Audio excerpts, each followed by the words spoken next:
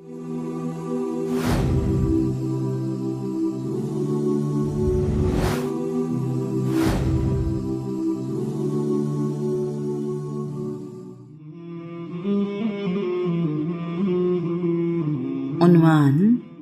عرب کی تہذیب۔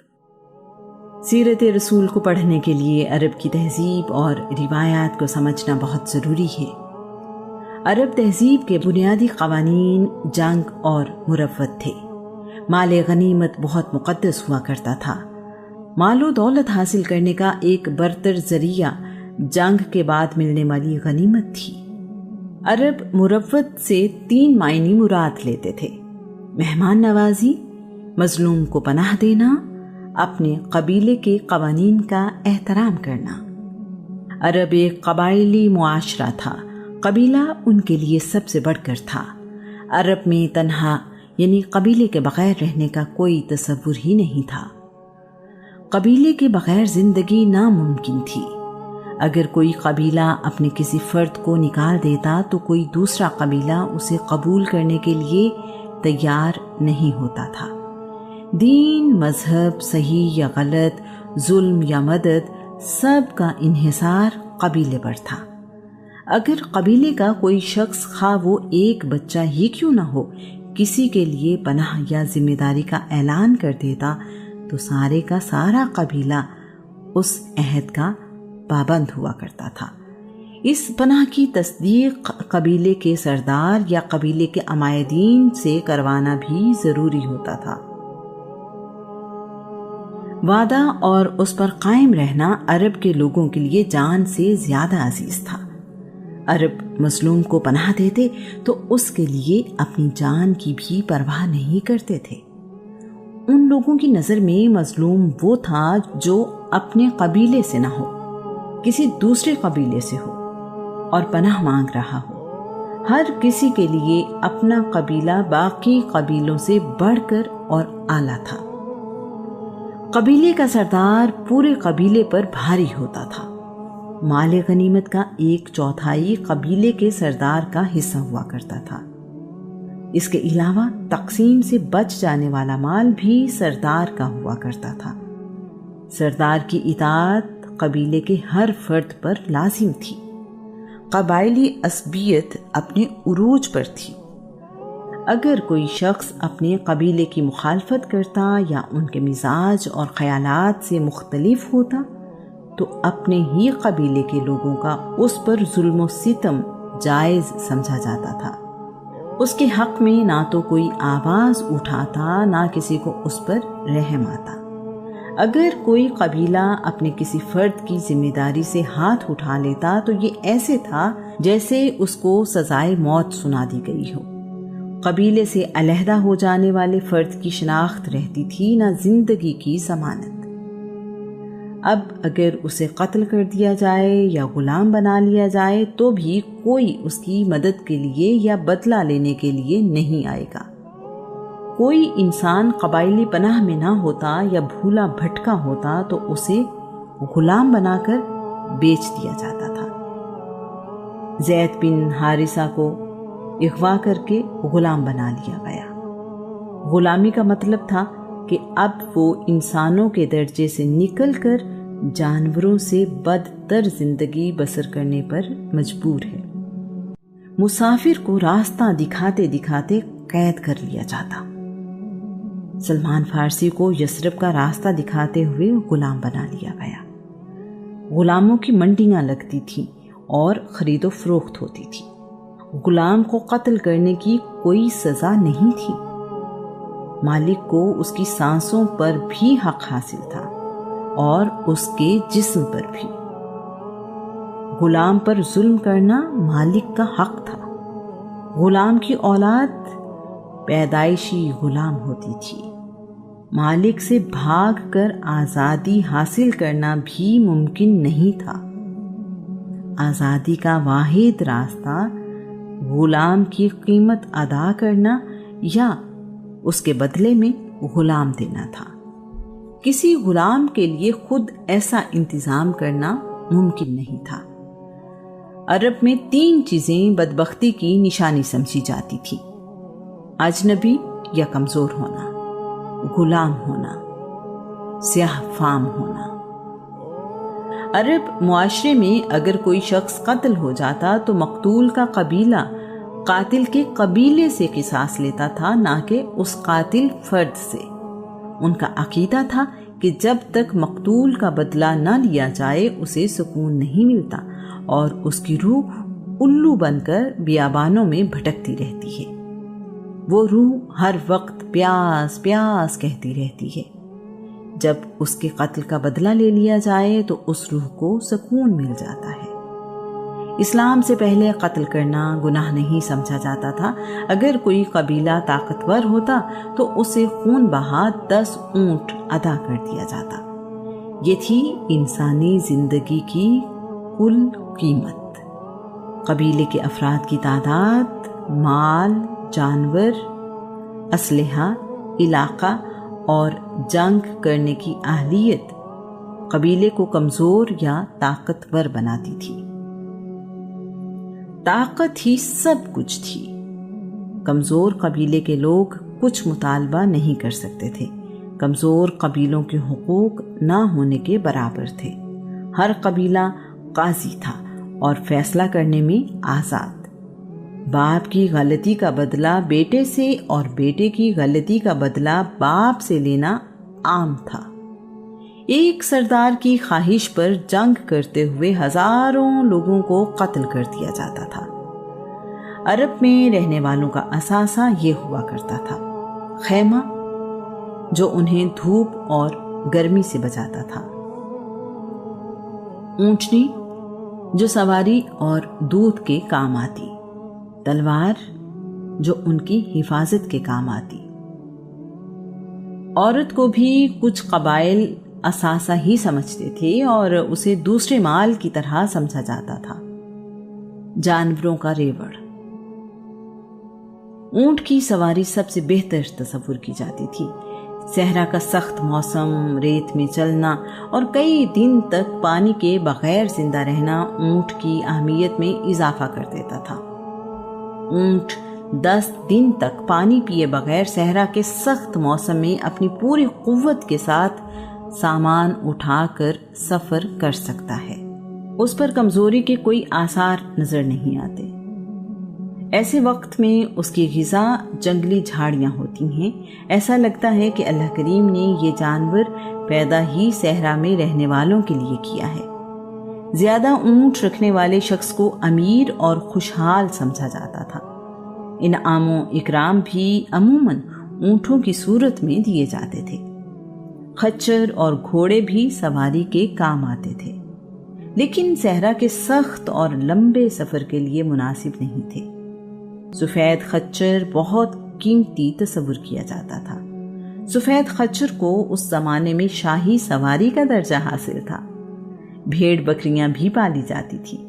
ان کا استعمال دودھ اور گوشت کی صورت میں ہوتا تھا۔ بھیڑ بکریاں تجارت کے لیے نہیں پالی جاتی تھی۔ عرب میں جانوروں کے ساتھ ظلم عام تھا۔ زندہ جانوروں کو باندھ کر تیر اندازی کی مشق کی جاتی تھی۔ زندہ جانوروں کے جسم سے گوشت کاٹ لیا کرتے تھے۔ جانوروں کی دم اور گردن کے بال کاٹ لینا عام تھا۔ زندہ اونٹ کی کوہان اور بھیڑ کی چربی والی چکی کاٹ کر کھا لیتے تھے۔ اگر کوئی شخص مر جاتا تو اس کا جانور اس کی قبر پر باندھ دیتے تھے۔ ایسے جانور کو کچھ کھانے پینے کے لیے نہیں دیتے تھے، یہاں تک کہ وہ جانور بھوک پیاس سے مر جاتا۔ کعبہ میں پناہ لینے والے کے لیے سب قبیلوں کی پناہ تھی، چاہے وہ قاتل ہی کیوں نہ ہو۔ اسے کچھ نہیں کہا جاتا تھا۔ عرب کے لوگ اپنے سر پر کافیہ یعنی عرب کا روایتی رومال رکھا کرتے تھے۔ یہ سخت موسم سے بچاتا اور ان کے لیے فخر کا نشان بھی تھا۔ عرب میں داڑھی رکھنے کا رواج عام تھا۔ اس کا تعلق کسی دین سے نہیں تھا۔ اپنی چادر یا پاجامے کو لٹکانا اور پاؤں کے نیچے لینا فخر و تکبر کی نشانی سمجھا جاتا تھا۔ عرب کے رئیس اور شرفا بچوں کو دودھ پلانے کے لیے معاوضے پر دایا رکھا کرتے تھے۔ دودھ پلانے والی دائیاں بیٹوں کو اپنے ساتھ گاؤں لے جاتی تھی، بیٹیوں کے لیے دایا گھر پر رکھی جاتی تھی۔ تمام دنیا سے لوگ حج کے لیے مکہ آیا کرتے تھے۔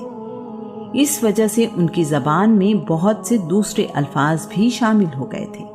دودھ پلانے کے علاوہ بچوں کو دیہات میں بھیجنے کا مقصد خالص عربی زبان پر عبور حاصل کرنا بھی تھا۔ عربوں کے لیے ان کی زبان ان کا فخر تھا۔ زیادہ تعداد میں شادیاں کرنا ان کی ثقافت تھی۔ عرب میں بیویوں کی تعداد یا حد مقرر نہیں تھی۔ شادی کے لیے دلہا دلہن کی عمر میں فرق کوئی حیثیت نہیں رکھتا تھا۔ لڑکیوں کی شادی چھوٹی عمر 9-10 سال میں کرنا عام تھا۔ دلہن کی عمر بیٹی یا پوتی کے برابر ہونے کے باوجود شادی عام تھی۔ بالکل اسی طرح دلہا کی عمر بھی کوئی معنی نہیں رکھتی تھی۔ عورتیں اپنے ولی کے بغیر شادی نہیں کر سکتی تھی۔ شادی کے لیے سرپرست کی رضامندی ضروری تھی۔ باپ کے مرنے یا طلاق دینے پر سوتیلا بیٹا اپنی والدہ سے شادی کر لیتا تھا۔ عورتوں کے لیے بھی دوسری، تیسری یا چوتھی شادی عام تھی۔ طلاق کا اختیار مرد کو حاصل تھا اور اس کی کوئی حد مقرر نہیں تھی۔ عرب اپنی بیٹی کی شادی اپنے سسرال میں یا اپنے والد کے سسرال میں کر کے سمجھتے تھے کہ انہوں نے اپنی بیوی ماں کا بدل اپنے سسرال والوں کو دے دیا ہے۔ عرب پتھروں سے بنے گھروں میں رہا کرتے تھے۔ گھر عمومی طور پر ایک منزل کے ہوتے تھے، یعنی سنگل سٹوری۔ کچھ لوگوں کے گھر 2 منزلہ بھی ہوتے تھے۔ عرب میں خوشبو کو بہت اہمیت حاصل تھی، یہاں تک کہ عرب پینے والے پانی میں بھی خوشبو کا استعمال کیا کرتے تھے۔ عرب میں عورتوں کے بارے میں مختلف رویہ پایا جاتا تھا۔ کچھ قبیلوں میں عورت کو بڑی اہمیت حاصل تھی، یہاں تک کہ کچھ قبیلوں کی سردار عورتیں تھیں۔ نبوت کا جھوٹا دعویٰ کرنے والی سجاح بنت حارث اپنے قبیلے کی سردار تھی۔ جنگ اور صلح کی وجہ عورتیں بنتی تھیں۔ بدوی عورتیں مردوں کی طرح دلیر ہوتی تھیں۔ ان عورتوں کے دل میں ڈر، خوف نام کی کوئی چیز نہیں تھی۔ کچھ قبیلے عورتوں کو کم تر مخلوق سمجھتے تھے۔ یہ منقولہ جائیداد تھی۔ عورت وراثت میں تقسیم ہوتی اور کسی سے بھی اس کا لین دین کیا جا سکتا تھا۔ بیٹی کا پیدا ہونا منحوس خیال کیا جاتا تھا۔ کچھ لوگ بیٹیوں کو زندہ دفن کر دیتے تھے، مگر تمام قبائل میں ایسا نہیں تھا۔ قریش کے قبیلے بیٹیوں کو زندہ دفن کرنے کے خلاف تھے۔ عرب میں کعبے کا حج ہمیشہ سے رائج تھا۔ مکہ کے لوگ حج کے لیے آنے والوں کی بڑی خدمت کرتے تھے۔ وہ حاجیوں کو اللہ کا مہمان سمجھتے تھے۔ کعبے کی دیواروں پر اللہ کے نبی ابراہیم، اسماعیل، عیسیٰ اور بی بی مریم کی تصویریں بنی ہوئی تھیں۔ کعبہ میں سب قوموں نے اپنے اپنے بت رکھے ہوئے تھے۔ بت ہی خدا تھے۔ بتوں پر انسانی گوشت اور خون کے چڑھاوے بھی چڑھائے جاتے تھے۔ جس قبیلے کا جی چاہتا اپنے لیے علیحدہ بت لے آتا۔ نیا بت لانے پر کوئی پابندی نہیں تھی۔ سب سے بڑا بت ہبل تھا۔ قبیلہ بنی خزاع کا سردار عمر بن لوہی اس بت کو ملک شام سے لایا تھا۔ اس کے بعد ہبل ان کے لیے سب سے بڑا خدا ہو گیا۔ خدا سے رہنمائی کے لیے فال نکالی جاتی تھی، جس کے لیے تیر استعمال کیے جاتے تھے۔ فال نکالنے والے لوگ بڑی عزت کی نگاہ سے دیکھے جاتے تھے۔ اہم کام کرنے سے پہلے، سفر کرنے سے پہلے، قربانی کرنے کے لیے یا کسی کو سچا ماننے کے لیے فال نکالنا عام تھا۔ یہاں تک کہ کسی کی اپنے والد سے نسبت اگر مشکوک ہوتی تو بھی فال کے ذریعے سے ہی جانی جاتی تھی۔ کاہن اس معاشرے کے بہت اہم افراد تھے۔ لوگ اپنی ضرورتوں اور معاملات میں رہنمائی لینے ان کے پاس جاتے تھے۔ یہ بڑے ذہین لیکن چالاک لوگ ہوا کرتے تھے۔ اپنی باتوں سے لوگوں کو شیشے میں اتار لیتے، لوگ ان کی باتوں اور معلومات کے سحر میں آ جایا کرتے تھے۔ دوسروں کو اپنی باتوں سے لاجواب اور بے بس کر دینا ان کا کمال تھا۔ ان کی بات کو حرف آخر سمجھا جاتا تھا۔ یہودی اور عیسائی بھی عرب میں رہتے تھے، لیکن ان کی تعداد بہت کم تھی۔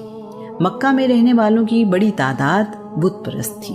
اگر انہیں اپنے عقائد خطرے میں نظر نہ آئیں تو مذہبی رواداری پائی جاتی تھی۔ مختلف مذاہب کے ماننے والے ایک ہی گھر میں رہ سکتے تھے۔ عرب میں خدا کو راضی کرنے کے لیے یا کسی منت کو پورا کرنے کے لیے بیٹے کی قربانی کا رواج تھا۔ انسان کی قربانی سب سے عظیم قربانی سمجھی جاتی تھی۔ عرب زبان میں اپنا ثانی نہیں رکھتے تھے۔ عرب اپنے علاوہ باقی دنیا کو عجمی یعنی گونگا کہتے تھے۔ ان کے نزدیک زبان صرف عربی تھی۔ ان کی زبان بہت وسیع ہے۔ عربی زبان باقی زبانوں کی طرح زمانے کے ساتھ تبدیل نہیں ہوئی۔ اگر آج 2000 سال پہلے گزرا ہوا کوئی انسان واپس آ جائے تو عربی زبان کو اسی انداز میں سمجھ پائے گا۔ شاید اسی لیے اللہ کریم نے آخری کتاب قرآن مجید کو عربی زبان میں نازل کیا۔ عرب اپنی عبادت گاہ کو اسلام سے پہلے بھی مسجد ہی کہا کرتے تھے۔ تمام خامیوں کے باوجود کوئی عرب جھوٹا کہلانا پسند نہیں کرتا تھا۔ جھوٹ بولنے والے کی کوئی عزت نہیں تھی۔ عرب بہت خوددار تھے۔ عرب میں کوئی کتاب موجود نہیں تھی، نہ الہامی کتاب نہ کسی انسان کی لکھی ہوئی۔ قرآن کریم عربی زبان کی پہلی کتاب ہے۔ علم کا معیار شاعری تھا۔ شاعر کو سب سے زیادہ علم والا سمجھا جاتا تھا۔ اس کی قدر سب سے بڑھ کر تھی۔ شاید اسی لیے رسول اللہ جب قرآن مجید سناتے تو عرب اسے شاعری کہتے تھے۔ شاعر اپنا سب سے اعلیٰ کلام کعبہ میں لٹکا دیا کرتے تھے۔ باقی معاشروں میں شاعر ایک ادیب کی حیثیت رکھتا ہے، جبکہ عرب میں شاعر ایک ہی وقت میں ادیب، طبیب، روحانی پیشوا اور دانشور تصور کیا جاتا تھا۔ عرب میں ذوق کی تسکین کا واحد ذریعہ شاعری تھا۔ ان کے ہاں تاریخ بھی شاعری میں ہی ملتی ہے۔ خوشی، غمی، نیک بختی، شادی یا موت اور صلح یا جنگ، ہر موقع کے لیے شاعری موجود تھی۔ ہر شخص شاعری نہیں جانتا تھا، جس کی وجہ سے شاعر بہت عزت پاتے تھے۔ مشاعرے عام منعقد کیے جاتے تھے اور بہترین شاعر کو خوب نوازا جاتا تھا۔ اس دور میں شاعر ہوا اور پانی کی طرح زندگی کا لازمی حصہ تھا۔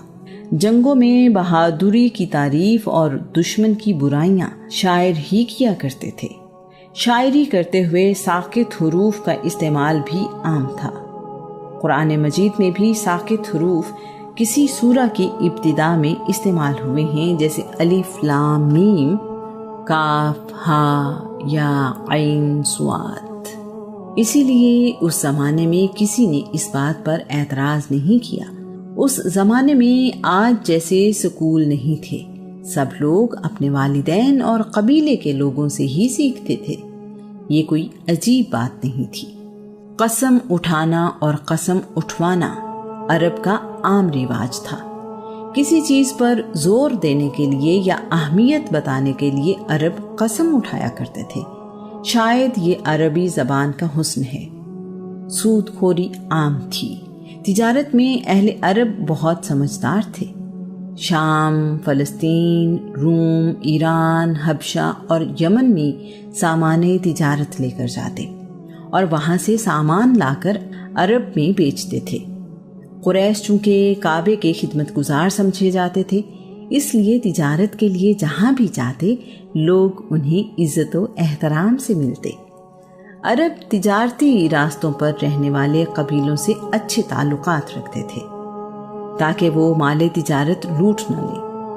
پہاڑی اور صحرائی علاقہ ہونے کی وجہ سے آبادی آج کے شہروں کی طرح نہ تھی۔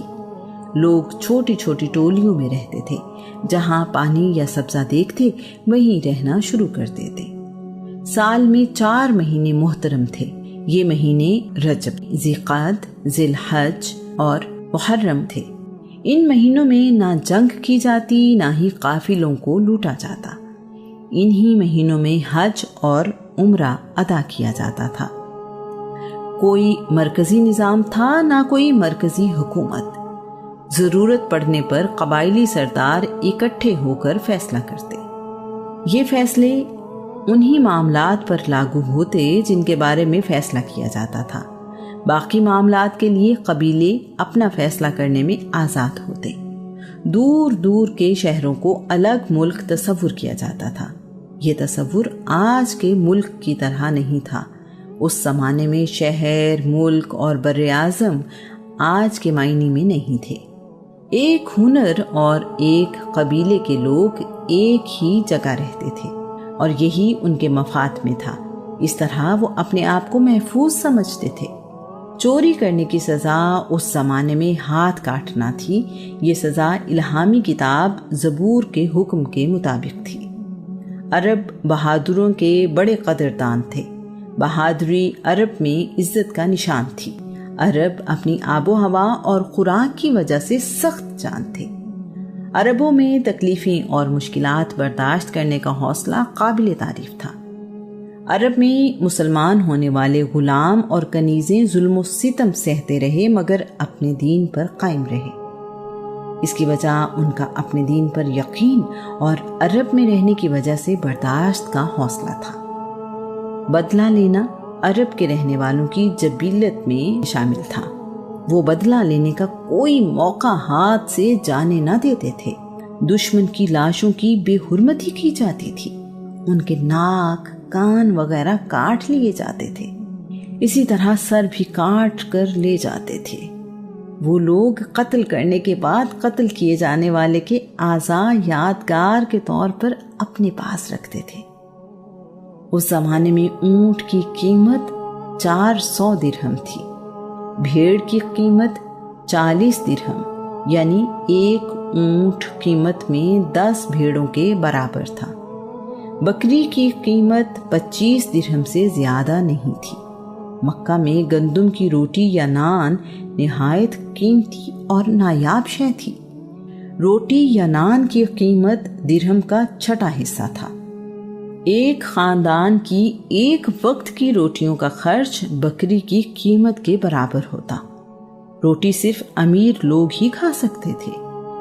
ایک نیزے کی قیمت 4 درہم تھی۔ اونٹ کا کجاوا 13 درہم میں مل جاتا تھا۔ مٹی کھودنے والی گینتی کی قیمت 6 درہم تھی۔ مکہ میں عام خوراک دودھ اور کھجور تھی۔ اس کے علاوہ ان کی خوراک میں خشک مچھلی بھی شامل تھی۔ گندم کبھی کبھار کھانے کو ملتی تھی۔ ان قیمتوں سے اندازہ ہوتا ہے کہ اس وقت آمدنی اور خرچ کے معاملات کیسے تھے۔ ایک غلام کی قیمت 50 درہم سے شروع ہوتی تھی۔ کبھی کبھار بھیڑ بکری کی قیمت میں غلام مل جاتا۔ غلام یا کنیز کی قیمت اس کی عمر، جوانی، صحت، ہمت اور صلاحیت کے حساب سے طے ہوتی تھی۔ کنیز کی قیمت کا تعین اس کی عمر، خوبصورتی، اولاد پیدا کرنے کی صلاحیت سے کیا جاتا تھا۔ مہمانداری ایک ایسی خوبی تھی جو عرب میں نہایت اعلیٰ انداز میں پائی جاتی تھی۔ مال و دولت کا حصول عرب میں سخت محنت طلب کام تھا۔ موسم کی سختی، ذرائع آمد و رفت کی کمی اور قدرتی طور پر پھل کے درخت نہ ہونے کے باوجود عرب کنجوس نہیں تھے۔ مہمان نوازی میں عرب کے لوگوں جیسا ڈھونڈنے سے نہیں ملتا تھا۔ مہمان کی خاطر اپنی قیمتی سے قیمتی چیز لٹا دینا عرب میں کوئی بڑی بات نہیں سمجھی جاتی تھی۔ مہمان کی خاطر عرب اپنا آخری اونٹ خواہ وہ سواری کے لیے ہی استعمال کرتے ہوں تک قربان کر دیتے تھے۔ عرب بہت سی خوبیوں کے مالک تھے، جن میں سے ایک ان کا حافظہ تھا۔ اللہ کریم نے انہیں بلا کا حافظہ دیا۔ اس کے علاوہ ان میں غیرت اور کردار کی خوبیاں بھی نمایاں تھیں۔ عرب میں بہت سی جنگیں لڑی جانے کی وجہ ان کی غیرت تھی۔ جہاں بہت سے لوگوں کے لیے زندگی کی عیش ہی سب کچھ تھی، وہاں ایسے لوگوں کی کمی نہیں تھی جنہیں اپنے خاندان اور نسب کی فکر رہتی تھی۔ ایسے لوگ خاندانی نظام میں بہت احتیاط سے کام لیتے تھے۔ عرب کے شرفاء اپنے لیے ایسی بیویوں کا انتخاب کرتے تھے جو بہت اچھے خاندان سے اور پاک باز ہوں۔ وہ ظاہری حسن و جمال کے ساتھ ساتھ اچھے اخلاق اور کردار کو اہمیت دیتے تھے۔ عقیم بن سیف عرب کا ایک دانشور تھا۔ عقیم نے اپنے بیٹوں کو نصیحت کرتے ہوئے کہا، عورتوں کا ظاہری حسن و جمال تمہیں نسب کی پاکیزگی سے غافل نہ کرتے، کیونکہ کمینہ صفت اور بد کردار اپنے خاندان کی عزت اور بڑائی کو خاک میں ملا دیتی ہیں۔ اسی طرح عرب کے ایک سردار ابو اسود دوئلی نے اپنے بیٹوں سے کہا، میں نے تم پر احسان کیا جب تم چھوٹے تھے، جب تم بڑے ہو گئے اور اس سے پہلے کہ تم پیدا ہوئے۔ بیٹوں نے حیرانی سے پوچھا، ہمارے پیدا ہونے سے پہلے آپ نے ہم پر کیا احسان کیا اور کیسے؟ ابو اسود نے کہا، میں نے تمہارے لیے ایسی پاک دامن مائیں چنی جس کی وجہ سے تمہیں کوئی گالی نہیں دے سکتا۔ اسی طرح عرب میں رہنے والی مائیں بھی ان باتوں کا بہت خیال رکھتی تھی۔ ان میں شادی اور اس سے وجود میں آنے والے خاندان کی بہت اہمیت تھی۔ وہ اچھی طرح سمجھتی تھیں کہ گھر میں سکون اور خوشیوں کے لیے ماں کا کردار کتنا اہم ہے۔ ان کے لیے اپنی اولاد کی تربیت بہت اہم تھی۔ عرب کے رہنے والے لوگ بہت خوددار تھے۔ انہیں بھوک اور پیاس برداشت کرنے میں کمال حاصل تھا۔ یہ کہنا مشکل ہے کہ صبر اونٹ میں زیادہ تھا یا عربوں میں۔ تمام مرد اور عورتیں اپنے لباس کے نیچے ایک کمر بند بہت زور سے باندھ لیا کرتے تھے تاکہ اس دباؤ کی وجہ سے بھوک کا احساس نہ ہو۔ بعض اوقات بھوک کی شدت کو ختم کرنے کے لیے اس کمر بند سے اپنے پیٹ پر پتھر باندھ لیا کرتے تھے تاکہ اس کا وزن پیٹ پر محسوس ہو اور وہ اس خیال میں رہے کہ معدہ غذا سے بھرا ہوا ہے۔ اس ساری صورتحال کو سمجھنا کسی غیر عرب کے لیے شاید ممکن ہی نہیں۔ عقیم بن سیف عرب کا ایک دانشور تھا۔ عقیم نے اپنے بیٹوں کو نصیحت کرتے ہوئے کہا، عورتوں کا ظاہری حسن و جمال تمہیں نسب کی پاکیزگی سے غافل نہ کرتے،